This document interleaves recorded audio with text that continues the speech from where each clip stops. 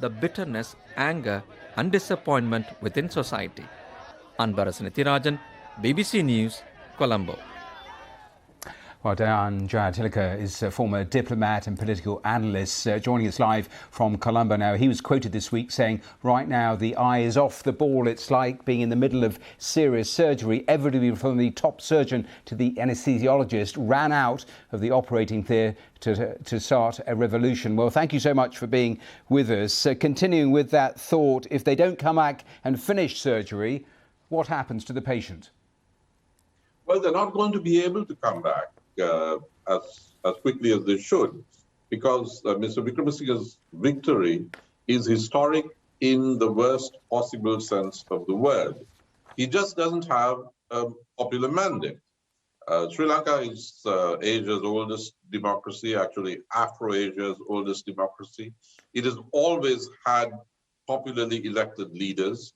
Mr. Wickremesinghe was not elected to parliament. He was appointed on the basis of his party's nomination.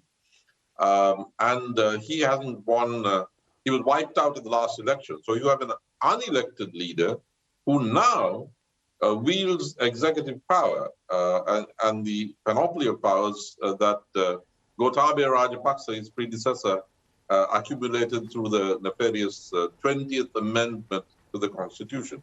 So there he is, leading the country without having been popularly elected and having only the endorsement of the parliament functioning as an electoral college, a parliament which is dominated by the deposed president's supporters, the Rajapaksa family's supporters. So what do you think that, what do you think that means? Do you think it means the protests will inevitably continue? It's a crisis of legitimacy, and it's something that we haven't seen ever in Sri Lanka's history at a time when we have a massive protest movement. I mean, it's like a piano accordion, it expands on contracts, but it's very strong, as the world saw on television. It saw out a man who had been elected with 6.9 million votes. It will not simmer down and accept that the parliament put in place as the leader of the country a man who didn't win an election, any kind of election, not a presidential election, not a parliamentary election, not even a municipal election for a long time. It's an anomaly, and that's very troubling indeed. And in terms of policy, do you think he has got any plan that can navigate the country through the economic meltdown that we're seeing? Well, I think he does have a conception of what to do. And had he been an elected leader, he might have had a good shot at it. But that's not his problem right now.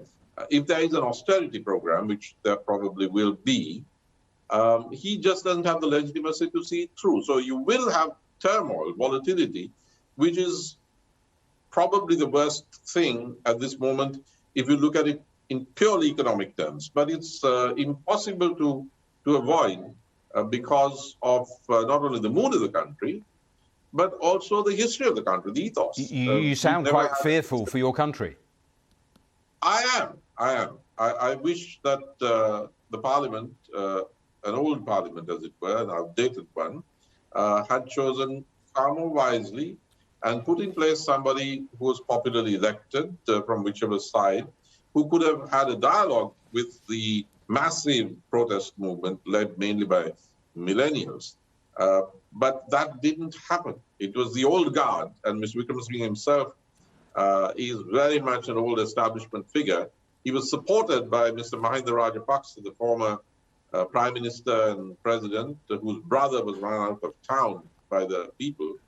So it's really been the ancien regime getting together from different political parties. And that is not exactly a formula for stability at this point of time. It's a recipe for great political and social volatility because of the crisis of legitimacy that I referred to. Well, good to talk to you. We have to leave it there, but thanks for joining us live there from Colombo. Thank you. Thank you.